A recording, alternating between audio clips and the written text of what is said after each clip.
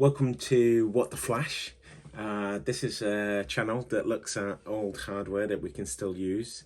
We can still use for all sorts of things. Today I'm going to be looking at this iMac 7,1, which is an A1224, I think, from memory. So the 7,1 that actually ran for quite a lot of revisions. So there's lots of different processors, lots of different RAM, lots of different hard drive combinations, but essentially it's a 24-inch Intel iMac.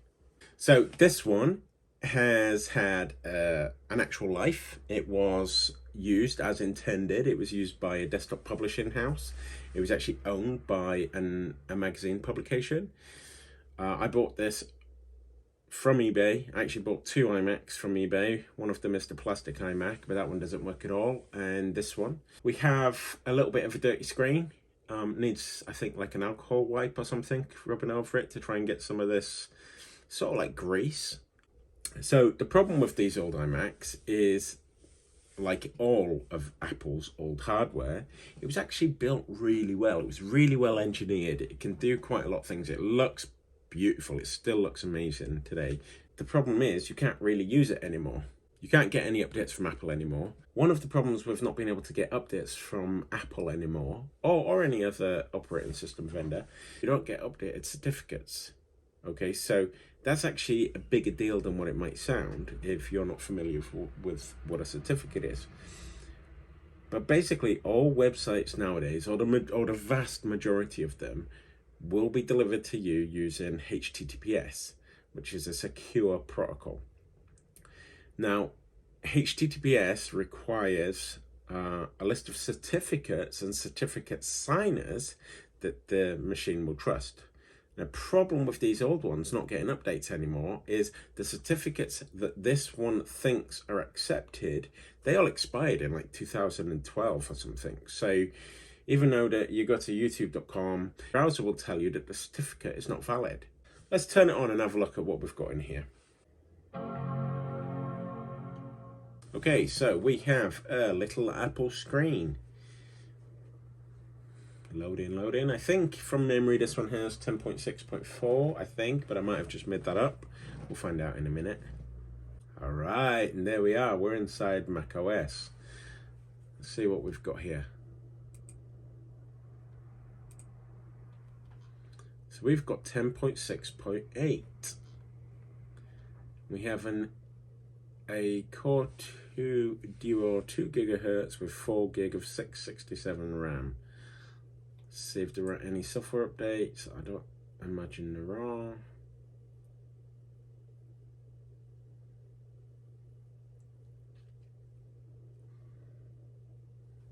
Hey, we're up to date apparently. Now, if you're familiar with a newer version of macOS, you'll notice that this is an old version of the interface. So the icons look very, very different. They look a little bit more, I forget what the term is that they use for this. We've got some apps that don't work at all. So iTunes, I don't know what's wrong with that one. Oh, hey, there it is. It's back. Okay, so iTunes doesn't even exist anymore technically. It's now called Apple Music, I think. We don't really need to see that. Also, if you look at things like details like the these little buttons at the top, they're like glass. They look like glassy coloured. That's very different to what we have now.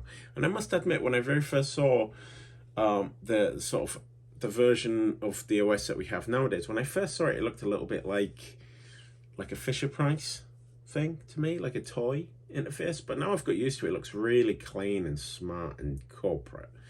And this looks a little bit like a toy, actually. All right, okay, so let's get a little bit more information about this machine, about this Mac again. Let's get the more info. So this OS was out in 2011 at 10.6.8. It was the last time it got updated. Like I said, we have the iMac 7,1, and we have an Intel Core 2 Duo running at 2 gigahertz.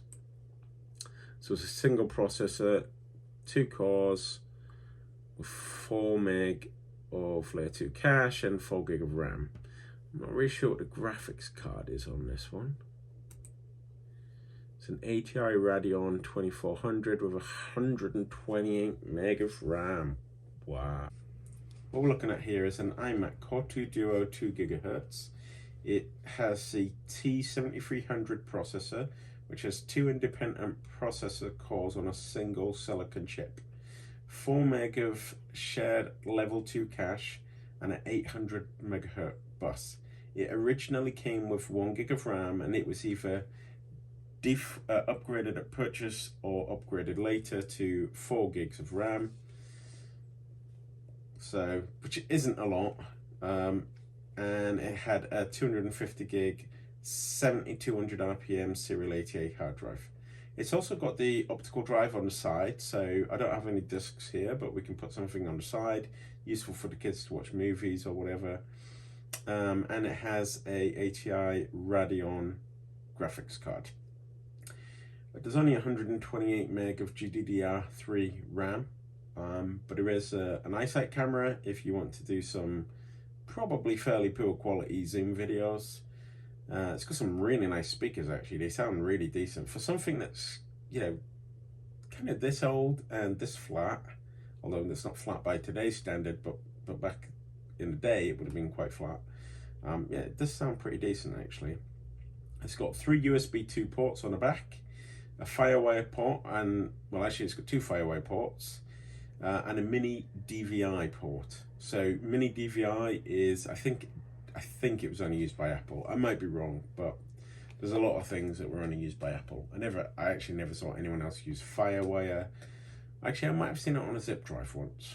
So let's see what happens when we try to look at the internet. So we've got Safari. Gosh, that doesn't half look different. Apple.com.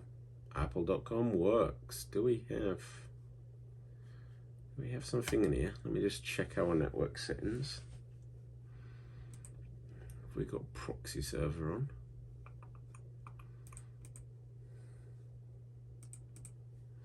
So we haven't got any proxies.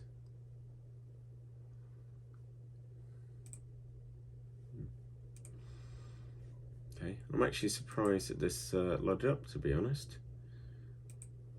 Oh, gosh, that looks different. Do we have Chrome? Nope. Firefox. No, so this is basically I think a default build. I don't think there's any additional software on this iMac at all. So let's have a look at YouTube. Let's see if that works. YouTube.com. Okay, so let's have a look at Chrome. So we're not getting anything when we look at something like YouTube, and most people's lives are spent on places like YouTube and Facebook and all those kind of things. I should say most people's computer lives outside of work. So excluding your mobile phone life, because that's a completely different place, and excluding what you do at work. But let's have a look if that would even work. Let's have a look at Office.com. Office.com would let you log in. Ah, there we go. So we can't open Office.com because Safari can't establish a secure connection with the server. Why can't we establish a secure connection? It's quite difficult to see in this version of Safari because there are no indications of the certificate. I noticed earlier on there was a padlock, and I must admit that when I used to use this version of Safari, I never noticed it before. But there was a padlock on the YouTube webpage showing me that the certificate was accepted. It has not been accepted here. Let's see if we can download a new browser. We want to get Chrome, Google Chrome. Let's try going to Google. So we can get onto the Google webpage. We are being presented a HTTP version, which is a non-secure version.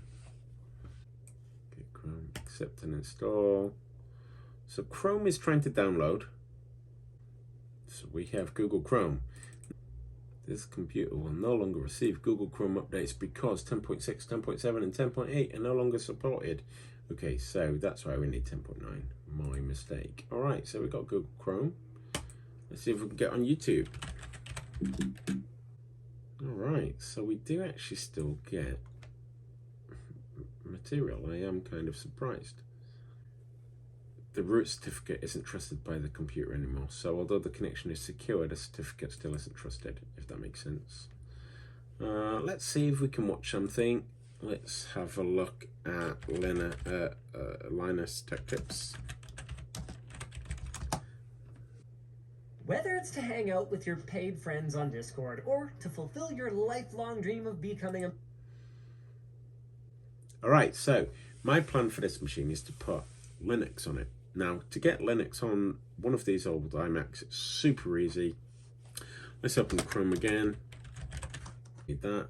We want to go to a Linux distribution of choice. I quite like Mint Linux or Linux Mint. I'm not really sure how they call it, so let's just search for that. So we would download this.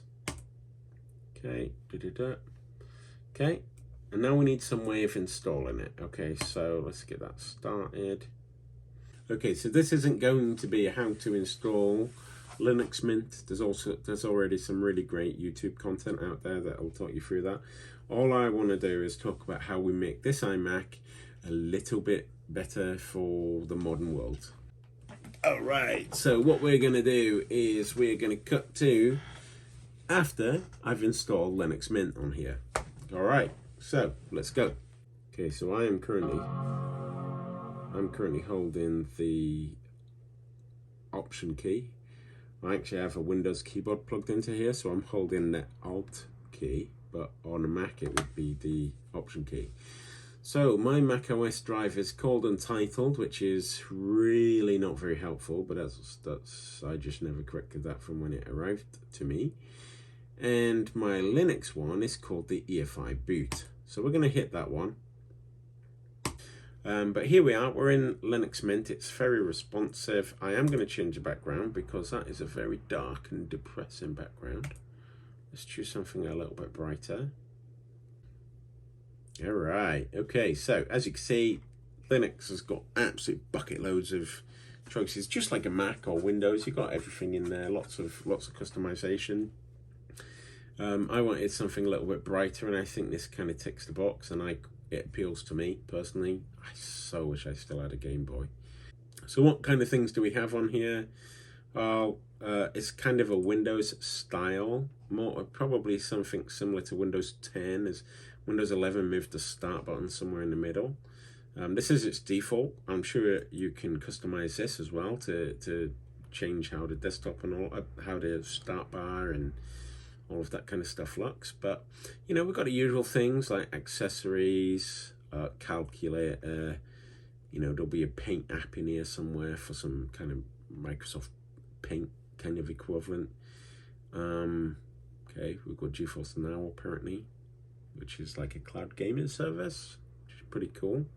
Scratch is a fantastic visual way of learning programming.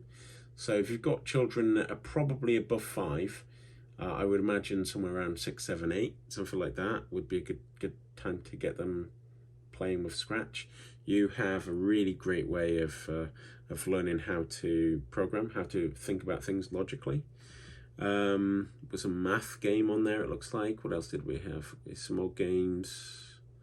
Okay, I don't really know what any of those are. Oh, Lutris is quite good. This lets you install or run games from things like Steam and Epic. So it kind of uses Wine, which is a Windows emulator, or something like Wine. It just lets you install these things like, well, I think Steam works on Linux anyway, but Epic doesn't have a Linux launcher, but it lets it run in kind of like a Windows environment. So then you can launch your Epic games through Lutris. So that's pretty cool. Yeah, so here's some graphics kind of things like drawing. And these are just like the default ones, I think. I mean, I've not installed any of this stuff. Steam. Okay, maybe my son's already been on here. Office. It's like a free Microsoft Office. It's very, very, very, very similar. However, I personally, if you don't have an Office, if you don't have an Office license or you don't have access to office.com, either just open yourself a Hotmail account, because a Hotmail or live.com account, because then you'll have access to office.com on the web anyway, or open a Google account, because the Google version of Office is free and really good. You can do everything with that one. I'm not saying this is better or worse, but if you have something that's online, you can access it from all of your computers. Okay, I don't know what that is. Classic Cube. Oh yeah, of course I do. This is like Minecraft kind of thing, like an open source Minecraft. Okay, sound and vision. These are quite interesting. This celluloid or something like that. It lets you watch free-to-air TV channels and free-to-air movie channels. So you're not going to be able to watch something new like Guardians of the Galaxy Volume 3 through something like that, but you are going to be able to watch, I don't know, the Sound of Music or something, you know, old movies that appear on, I think it was called the Classic Movie Network or something like that, that kind of stuff. It's pretty good. This is your administration and your preferences. Don't know why they're split up like that. For most people, they're probably the same sort of thing. You'll be able to change your display resolution, add extra printers, all that kind of stuff from here. So it's just the same as any other operating system experience. I would say it's a lot more like Windows than it is like Mac OS. So if you are coming from Mac OS, there will be more of a learning curve than if you were coming from Windows. If you're coming from Windows, this is very, very similar, and I would say it's more similar to Windows 10. All right, anyway, so we'll just wait for this last update. Whilst we're waiting for that, let's have a look at some internet. What did we want to try? Let's try YouTube for Kids. Little bit of a delay. Where's that delay coming from? We are working those processors hard, but that might be because it's doing an update in the background as well. Queued Firefox locale. Alright, RAM, like I say, we have 4 gig on here and it's about 50% empty, so we don't really need to worry about RAM at the minute. I would say the biggest problem on here is likely to be the hard drive. I think that's probably the slowest thing that we've got. And we are now installing software, so let's have a quick look at that. Most people don't need to look at this. I am looking at this because I'm interested to see what it's up to. Okay, so we have finally finished doing our updates, and there was quite a significant update in that there was a new Linux kernel. And that's one of the amazing things about this, actually. We now have the latest Linux kernel on a Mac that came out in 2007, somewhere between 2007 and 2008. That's nearly 20 years ago. What's it, 15, I suppose. But that's pretty amazing. We've got a 15-year-old computer with the latest OS on, and it runs kind of okay. I mean, for games, maybe not so much. Well, definitely not so much. You can run games on here. They don't look great, but maybe that's okay. For office productivity, there's nothing better on a brand new computer than what you've got on this. For coding, depends. If you're doing a lot of really heavy stuff, maybe, you know, a nice Apple Silicon device would be better. But for you know, web page coding, no, just this is fine. The screen's a nice size. You can hook up a second screen if you have a mini DisplayPort, which I don't have. And sorry, not mini DisplayPort, mini DVI, because that's even more Apple specific. Okay, so anyway, let's just see what this is like. This is it just kind of running. It's just finished some updates. I have got YouTube loaded up already. We've got our processors running at about 30 to 50%, and probably more like 30-40%. Some handy audio tools that can take care of that. Alright, so we are working those processors a little bit hard. Mike's performance is unacceptably bad. Especially when we put So a we're gonna focus start on by letting Chrome. you guys judge some fairly challenging scenarios. So a quick look. You know what, I'm just gonna put it right here, and we're gonna let the 5 finds included shock mount see if it can handle some desk vibrations and stuff like that. Or how about the pop filter? Processors are, let's just turn the volume down on that a second. So processors are getting a bit of a beating from running Google Chrome, from running YouTube through Google Chrome, but that's probably not too bad. I mean, the machine is still relatively responsive. It's still very responsive, in fact. So look at the calculator. Okay, so we are now starting to introduce a little bit of delay where we're competing for those resources. Okay, and to be honest, what I imagine this is the fact that the GPU is really quite a weak GPU. There's just not a lot in there. So that's offloading a lot more of what would normally expected to happen. You know, normally that processing, that graphical processing stuff can be offloaded to the GPU, but this GPU is pretty old and pretty naff, so it's probably having to be handled by the CPU instead, which is why we're seeing that little bit of a load.